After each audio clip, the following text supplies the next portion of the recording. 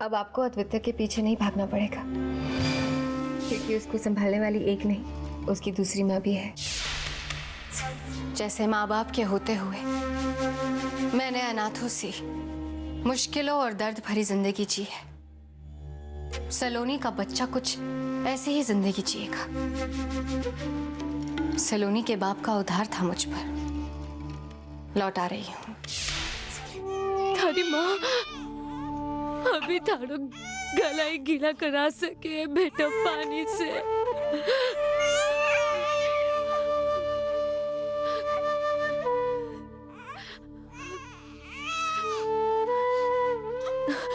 ना बेटा ना, तो रुक। थारी माँ थारे लिए अभी दूध लेके आएगी कैसे भी करके। बेटा तो रुक, मारा इंतजार कर। हाँ? अरे वाह, क्या बात कही है, कमाल है भाई। वैसे सलोनी जी माँ नहीं बनी तो आप उनकी इतनी सेवा कर रही हैं। अगर वो माँ बन जाती तब तो आप सेवा करने के सारे रिकॉर्ड तोड़ देती है।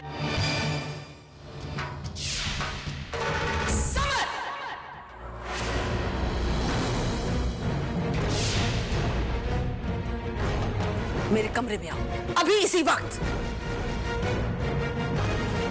निकिता को मैं बुखार में तड़पते हुए नहीं देख सकता। मैं सब नहीं जानती समर, मैं सिर्फ इतना जानती हूँ कि इस औरत को तुझे अभी इसी वक्त इस घर से बाहर निकालकर फेंकना होगा।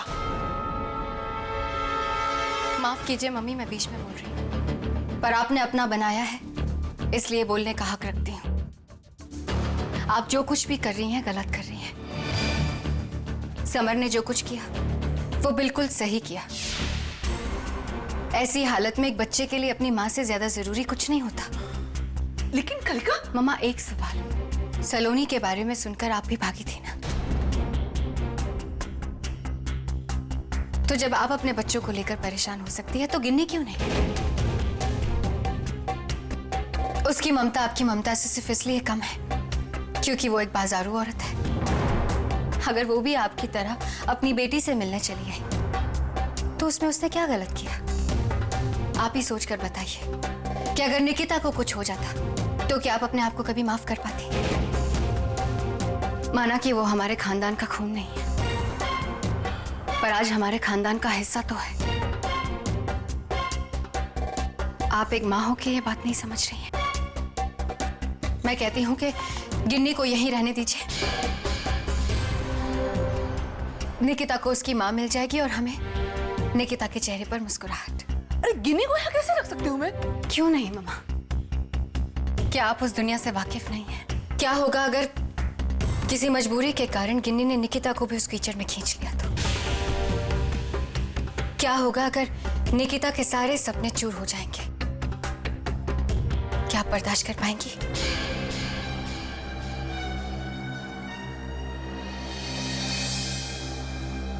ठीक, तुम लोगों को जो जी में आए करो। मैं अब क्या बोलूं?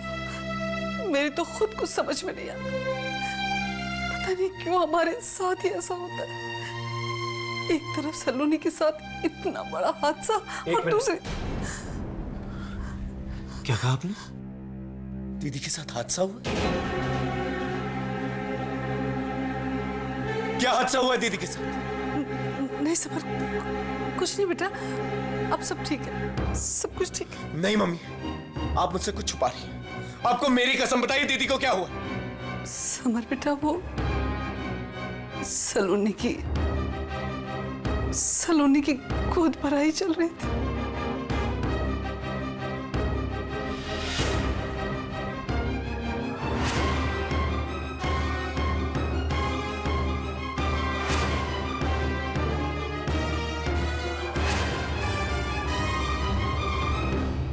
बेटा, सलोनी ने न केवल अपना बच्चा खोया बल्कि हमेशा हमेशा के लिए मां बनने का हक भी खो दिया।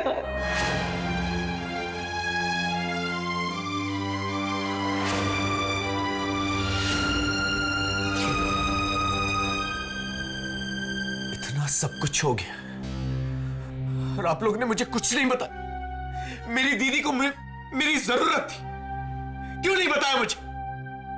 क्या बताती बेटा, तू तो खुद अपनी ही उलझनों में इतना उलझा हुआ था। मैं अभी दीदी से मिलने जाता हूँ। समर, ऐसा मत करो। मैंने बहुत मुश्किल से सलोनी को संभाला है।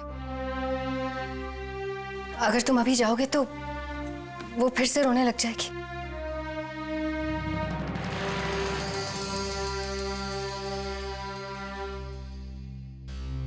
ठीक है, अगर आप लोग कहते हैं तो मैं दीदी के ठीक होने का इंतजार करूंगा।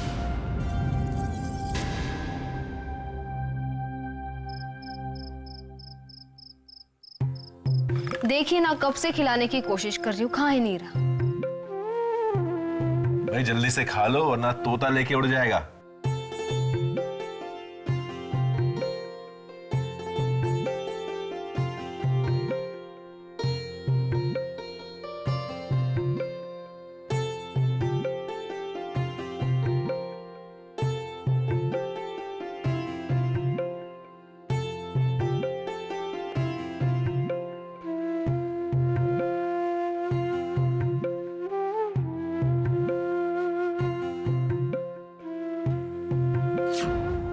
ये देखिए, आपका शैतान बच्चा पैर चला रहा है।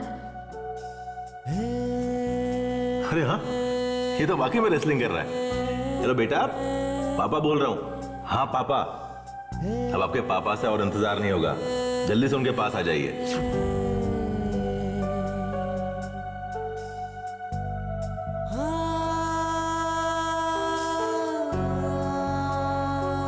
क्या हुआ नहर? कुछ नहीं, रात हो गई और मुझे बहुत नींद आ रही है और आदित्य के भी सोने का टाइम हो गया है। तारा भविष्य से लेने आती ही होंगी।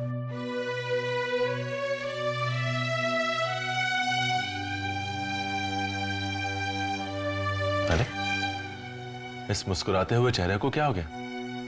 नहर, समझ में नहीं आता, रात भर आदित्य के बिना कैसे रह पाऊंगी मैं। तो इसमें इतना परेशान होने वाली कौन सी बात है? तारा भाभी से पूछकर आदित्य को यहीं सुला लीजिए ना। ये बात तो मैंने सोची ही नहीं। अभी जाके भाभी सा से बात करती।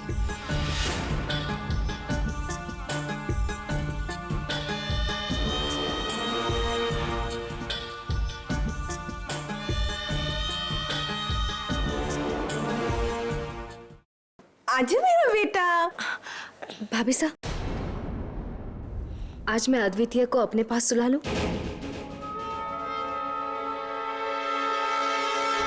लो, ये भी कोई पूछने की बात है?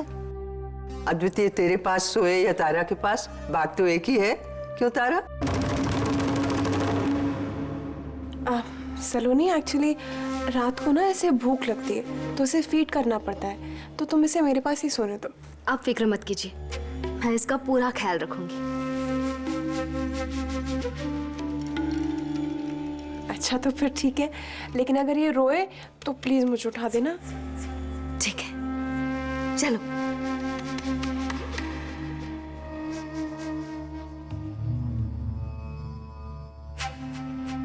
मैं जानती हूँ तू अद्वितीय के बिना एक क्षण नहीं रह सकती, लेकिन सलोनी की जो आजकल मनस्थिति है ना, उसमें उसे खुश रखना बहुत जरूरी है। और मुझे लगा कि ये खुशी उसे अद्वितीय दे सकता है।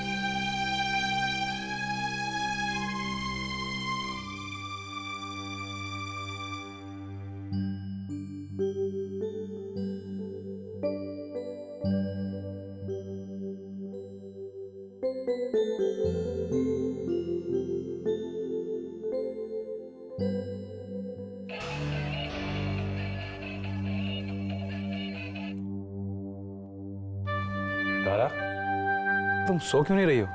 क्या नींद नहीं आ रही है? नहीं ब्रजेश, नींद नहीं आ रही मुझे।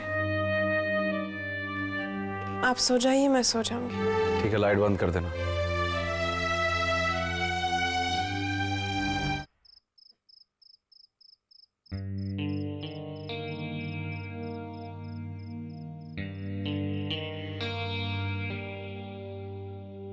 अरे सलोनी, चादर क्यों खींच रहे हो? मुझे ठंड लग रही है। आप ठंड बर्दाश्त कर सकते हैं, लेकिन मेरा बेटा नहीं।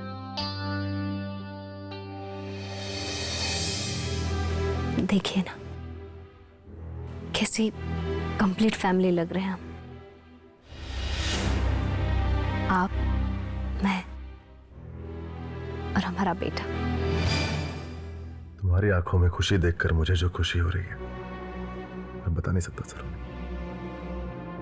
ईश्वर से यही प्रार्थना है कि तुम हमेशा यूं खुश रहो। जब तक मेरा आदित्य मेरे साथ है, मेरी हर खुशी मेरे साथ है।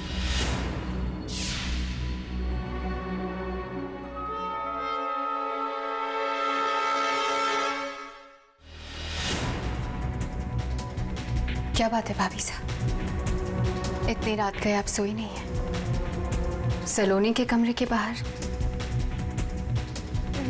मैं वो माना सही, पर औरत हूं इसलिए माँ का दिल समझ सकती हूँ। आदित्य को मिस कर रही है ना, और क्यों ना करे, बेटा है आपका, आप माँ है उसकी। कभी कभी सोचती हूँ कि अद्वितीय बहुत खुशनसीब है, उसे एक नहीं दो माएँ मिली है। एक देवकी मैया तो सलोनी यशोदा मैया।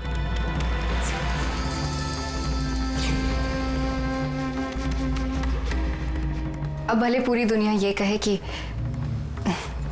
कान्हा तो यशोदा मैया के बेटे थे, पर सच तो कोई नहीं बदल सकता ना। कान्हा तो देवकी मैया के ही बेटे थे। मैं भी क्या बातें लेके बैठी हूँ। आप जाइए और सो जाइए, बहुत रात हो गई है।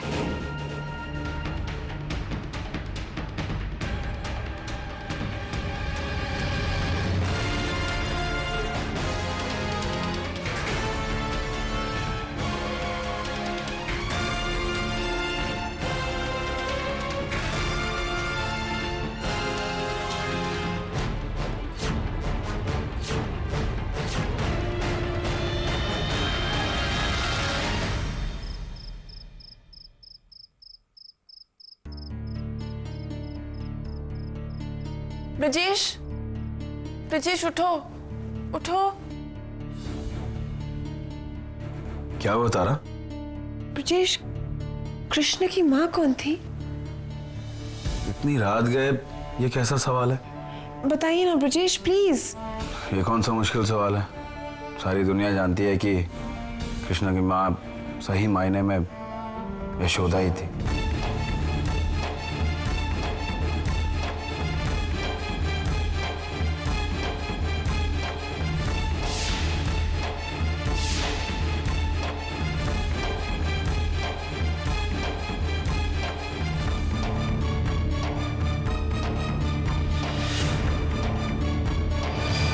अद्वितीय बहुत खुशनसीब है, उसे एक नहीं दो माएँ मिली है।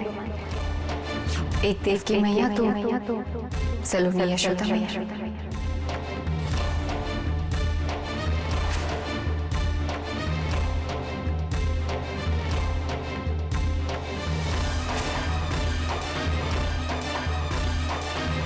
नहीं, ये नहीं हो सकता। मैं ऐसा कभी नहीं होने दूंगी। मेरा बेटा किसी और को माँ कैसे कह सकता है?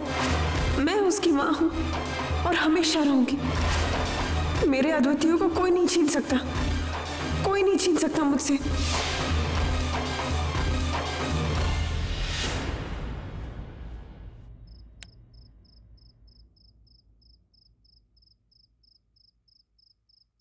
क्या बात है, तुमने लाइट क्यों ऑन कर दी? अगर दुख इंसान को चैन की नींद नहीं सोने देता, तो खुशियां भी कहीं चैन से नहीं सोने देती। क्या मैं जान सकता हूं कि ऐसी कौन सी खुशी मिल गई है तुम्हें जो तुम्हें सोने नहीं दे रही है? तुम्हें पता है क्षितिज, जिस वक्त ने मुझे दर दर की ठोकरें खाने पर मजबूर कर दिया था, आज वही वक्त मुझ पर बहुत मेहरबान है। कदम उठाती हूँ और रास्ता निकल आता है। मैं कुछ समझा नहीं। मैंने कहा था ना कि आदित्य के लिए सलोनी और तारा का प्यार ही उन दोनों के बीच की दीवार बनेगा। तो यूं समझो कि उस दीवार की नींव पड़ गई। चिंगारी तो पहले से ही मौजूद थी, मुझे तो बस आग लगानी थी, सो मैंने लगा दी। तारा के मन में मैंने शक का बीज बो दिया है। अब तुम देखते जाना, जैसे तारा की इनसिक्योरिटीज और पोजेसिवनेस आदित्य को लेकर बढ़ती जाएगी, वो खुद म खुद आदित्य को सलोनी के पास नहीं जाने देगी। और यही तो मैं चाहती हूँ।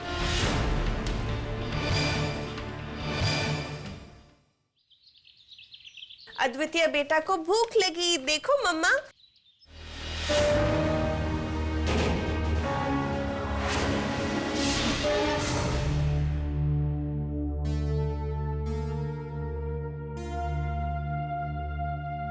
आपने थोड़ी देर कर दी भाभी साहब। हमारे मुन्ने को तो सुबह सुबह भूख लगती है, इसका खाना हो भी गया, सिर्फ 1-2 चम्मच बाकी है। आखिर बेटा किसका है? तुम्हें पता है सलोनी मासा क्या कहती है? वो कहती है कि बचपन में मैं भी ऐसी ही थी, उठते ही रोना शुरू कर देती थी, भूख लगती थी ना मुझे। लेकिन अद्वितीय कहाँ रोता है? भूख लगे तो हमारी तरफ प्यार से देखता ही रहता है। इसकी बात को, इसकी जरूरत को हमें खुद समझना पड़ता है ना? हमारा अद्वितीय तो कभी नहीं रोता। शाबाश, हो गया हमारा खाना। अब यहाँ आओ। सबसे पहले खाना किसने खाया? अद्वितीय ने।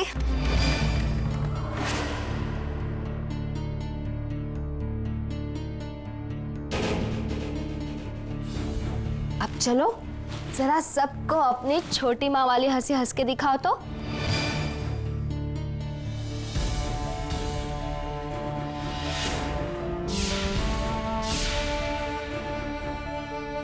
छोटी माँ वाली हंसी मतलब? आप तो ऐसे कह रही है जैसे आपने कभी हमारे बेटे को हंसते हुए देखा ही नहीं। बिल्कुल मेरी तरह हंसता है ये।